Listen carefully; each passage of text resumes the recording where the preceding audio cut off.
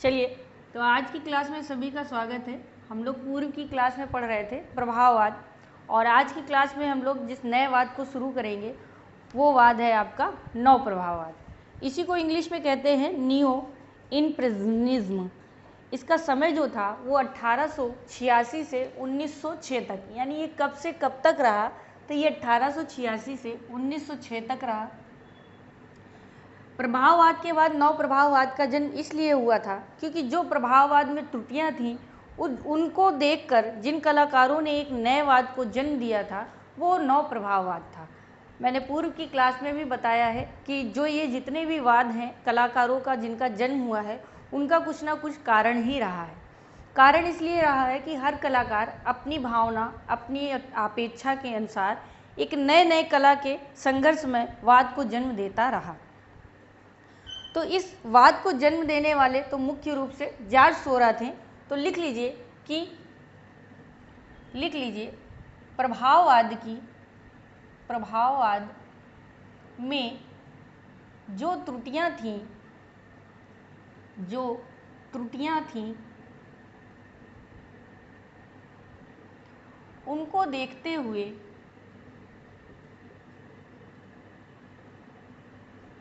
कलाकारों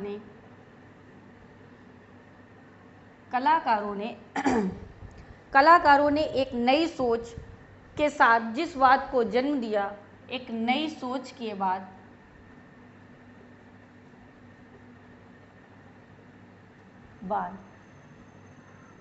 जिस वाद को जन्म दिया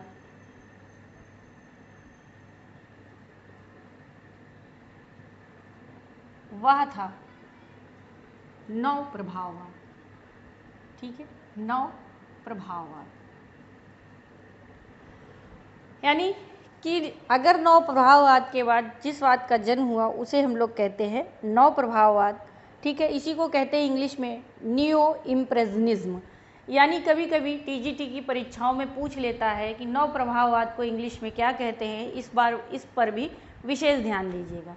इन कक्षाओं से जो बच्चे जुड़े हुए हैं वो इस क्लास को एक दूसरे से शेयर करें और कोशिश करिए कि इसे एक आप व्हाट्सएप स्टेटस पे भी लगाइए ताकि जो बच्चे तैयारी कर रहे हों उन तक ये फ्री क्लासें पहुंच सके और वो उनका लाभ उठा सकें।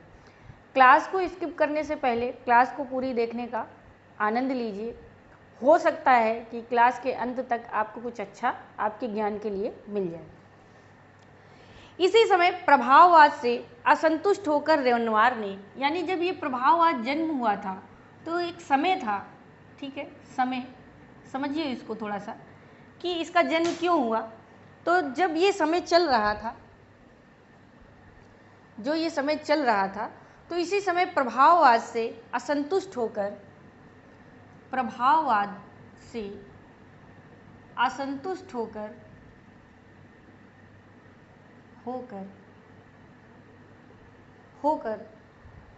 रेनवार ने मनुष्य आकृतियों को, मैंने रेनवार को पढ़ाया है, इसके पूर्व की क्लास में आप लोग प्रभाववाद में रेनवार को जरूर पढ़िएगा। रेनवार ने मनुष्य आकृतियों को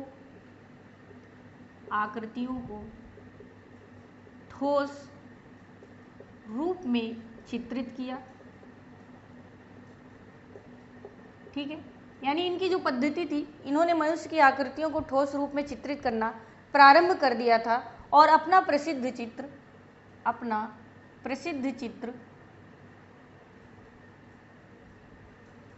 क्या बनाया था। तो इनका प्रसिद्ध चित्र था स्नान मग्ना युवतियां। यह चित्र इन्होंने बनाया। ठीक है,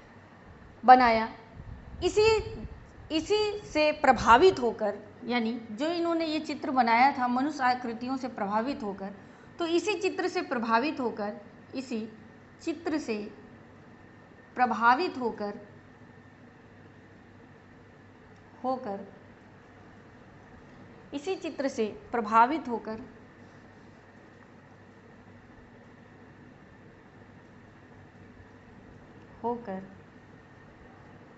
जॉर्ज सोरा ने अपना प्रसिद्ध चित्र बनाया। वह चित्र क्या था? तो इनका प्रसिद्ध चित्र था स्थान स्थल, स्थान स्थल, ठीक है, जो कि बहुत ठोस आकार रूप में इन्होंने बनाया था। स्नान स्थल पूर्व किया 1884 की। इसके बाद जब इन्होंने ये चित्र पूर्ण किया तो इन्होंने 1884 में सालोदा सालोदा सालोदा हाँ सालोदा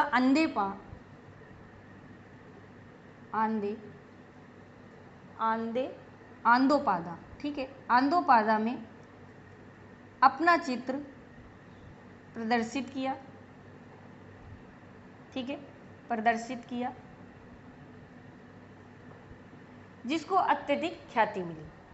देखिए, रेनवार ने जो है मनुष्य की जो ठोस आकृतियों को बनाया, प्रभाववाद में उन्होंने जो है विरोध करते हुए इसको जन्म दिया था एक निजी शैली को, क्योंकि प्रभाववाद में ये था कि वो वातावरण के साथ चित्रण करना और रंगों का वातावरण के साथ स्वच्छंद चित्रण करना ही पद्धति थी। लेकिन रेनवार ने मनुष्यों का जब चित्रण या मनुष्य आकृतियों का चित्रण प्रारंभ किया तो ठोस आकृति में सबसे पहला अपना चित्र बनाया था स्नानमग्न युवतियाँ। उसी से प्रभावित होकर जॉर्ज सोरा ने एक नए वाद को जन्म दिया है, वो है आपका नव प्रभाववाद। और नव प्रभाववाद में सबसे पहला अगर उन्होंने चित्र बनाया था तो वो स्नानमग्न युवतियों से प्रभावित होकर स्नान स्थल को बनाया, जिसकी प्रशंसा अत्यधिक हुई और लोगों के बीच में इसे बहुत ख्याति प्राप्त हुई। सोरा की कला में प्रभाववाद से भिन्न दृष्टिकोण को देखकर फ्रेंच कला समीक्षक ने इनके लिए कहा था। तो इस वाद को जब इन्होंने दिया इनसे प्रभावित होकर, तो जॉर्ज सोरा से प्रभावित होकर, यानी इनके इस कार्य से प्रभावित होने के बाद, ठीक है, तो सोरा की कला से प्रभावित होने के बाद, सोरा की कला से प्रभावित होकर ठीक है, कला से प्रभावित होकर इनके दृष्टिकोण को देखकर फ्रेंच समीक्षक, कौन? फ्रेंच समीक्षक, और ये फ्रेंच समीक्षक कौन थे? तो इनका नाम था फेली फेनिया। कौन थे? फेली फेनिया,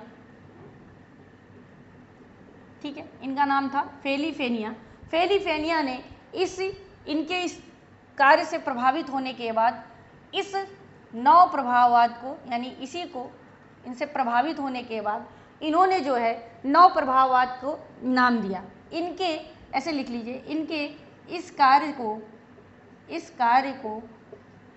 नव प्रभाववाद नाम दिया, ठीक है, क्या दिया? नव प्रभाववाद नाम दिया। और नव प्रभाववाद को बिंदुवाद भी कहा जाता है या फिर विभाजनवाद भी कहा गया। नव प्रभाववाद को बिंदुवाद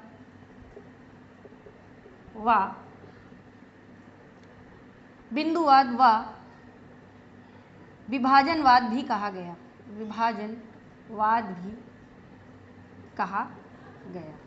ठीक है। तो नव प्रभाववाद को हम लोग बिंदुवाद भी कहते हैं, विभाजनवाद भी कहते हैं। और इनके इस कार्य से जो प्रसन्न हुए फेनी फेनिया ने इन्हें जो है क्या कहा कि जिस कार्य को इन्होंने प्रसन्नतापूर्वक किया है उससे प्रभावित होकर कला समीक्षक ने इस वाद को नव प्रभाववाद कहा। 1839 में, ठीक है, इसको थोड़ा साफ करेंगे फिर हम आपको लिखाएंगे, तो आप लोग साथ साथ लिखते भी जाया करिए, ज़रूरत पड़े तो आप स्क्रीनशॉट भी लेके लिख सकते हैं, ठीक है। इसके बाद सन 1839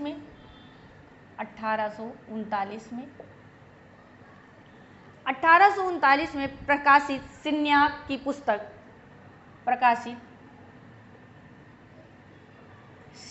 की पुस्तक यानी सिन्याक की पुस्तक है, पुस्तक का क्या नाम है? सिन्याक की पुस्तक ओजोन देलाक्रा ने नियो इम्प्रेशनिज्म में नव प्रभाववाद के सिद्धांतों का विस्तृत वर्णन किया है, ठीक है। सिन्याक की पुस्तक में ओजोन देलाक्रा ने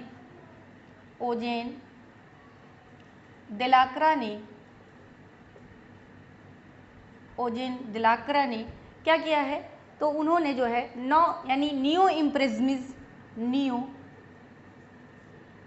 इम्प्रेशनिज्म या नव प्रभाववाद के सिद्धांतों का विस्तृत वर्णन किया है।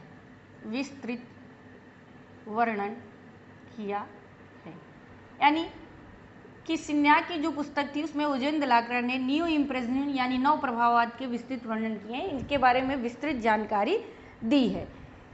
इसके बाद वैज्ञानिक रूल ने अपनी पुस्तक मॉडर्न क्रिप्टोपैक्सी and to art and industries में रंगों से संबंधित सिद्धांतों का प्रतिपादन किया है। ये आपके लिए इतना इंपॉर्टेंट नहीं, सुन लीजिए खाली। रंगों के प्रत्यक्ष मिश्रण से नेत्र द्वारा किए गए मिश्रण या दृष्टिजन्य का परिणाम ही अधिक तीव्र और चमकीला रहा है। यानी इस वाद में जो रंगों का था, तो सबसे पहले क्या था, रंगों के चमकीले प्रयोग और धब्बेदार प्रकृति का जो प्रयोग किया गया था, धब्बेदार पद्धति, जिसके कारण इसका नाम बिंदुवाद भी पड़ा और इसी के कारण इसे विभाजनवाद भी कहा गया। तो दृष्टिजन्य जो उद्भव किया गया था, दृष्टिजन्य का मतलब है दृष्टिजन्य भाव जो उत्पन्न किए गए थे रंगों के माध्यम से, तो वो जो है इस परिणाम में अधिक तीव्रता और चमकीले रंगों का प्रयोग करके नव प्रभाववाद में एक नई चमक लाने का प्रयास कलाकारों की दृष्टि से किया गया। इसके बाद नव प्रभाववाद और प्रभाववाद के अंतर को समझेंगे कि नव प्रभाववाद, ऐसे लिख लीजिए, प्रभाववाद और नव प्रभाववाद में अंतर। नव प्रभाववाद में और प्रभाववाद में अंतर यह था कि प्रभाववाद में क्या करते थे, प्रभाववाद में वातावरण के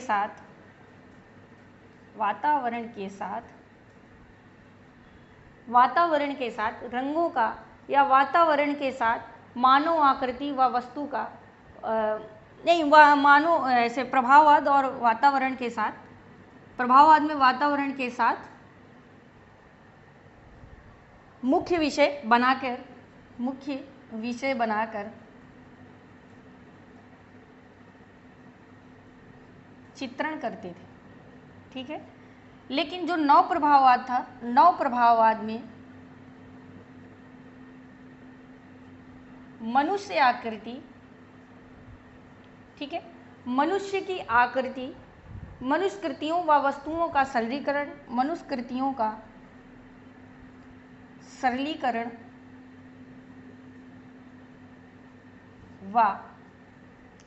सरलीकरण व ठोस आकारों को चित्रित करना था।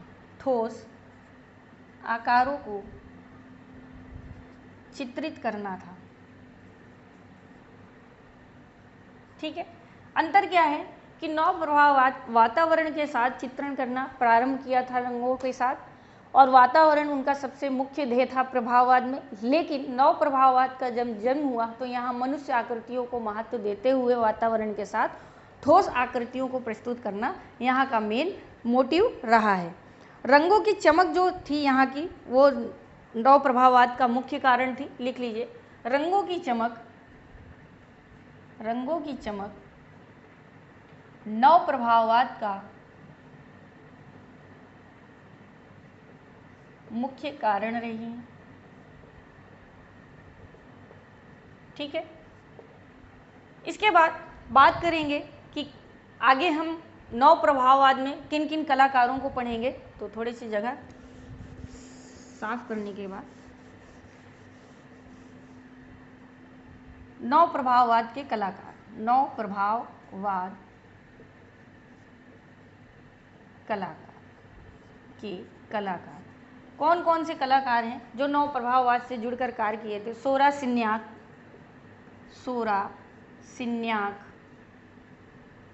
ठीक है, सोरा सिन्याक,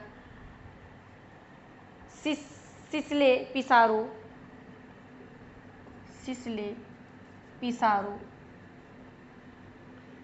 इन सबका किससे संबंध रहा है, तो नव प्रभाववाद से रहा। इत्यादि कलाकारों को हमने आगे प्रभाववाद में हम एक एक करके इनको पढ़ेंगे, और ये प्रभाववादी यानी 9 प्रभाववादी कलाकार थे। कल की क्लास में हम लोग पढ़ेंगे जॉर्ज सोरा। आज थोड़ा मुझे जाना है कहीं, तो इसलिए आज केवल प्रभाववाद 9 प्रभाववाद का आपको बताया कि 9 प्रभाववाद के बारे में कि 9 प्रभाववाद है क्या। जो लोग क्लास से जुड़ते हैं वो क्लास को एक बार लाइक शेयर सब्सक्राइब जरूर करें, और कोशिश करें कि ज़्यादा से ज़्यादा लाइक करें, शेयर करें, लोगों तक पहुंचाएं, ताकि बच्चे जो तैयारी कर रहे हैं वो इस क्लास का लाभ उठा सकें। अगर कोई आपकी क्यूरी है या आप कुछ जानना चाहते हैं तो आप व्हाट्सअप आप जो है अपने मैसेज के द्वारा हमें क्वेरी भेज सकते हैं, जिसका हम लोग आगे जो भी सोल्यूशन होगा वो आपको देंगे। तो क्लास को लाइक शेयर सब्सक्राइब करते रहिए। आज की क्लास के लिए बहुत बहुत धन्यवाद। कल की क्लास में हम लोग जॉर्ज सोरा पढ़ेंगे। धन्यवाद।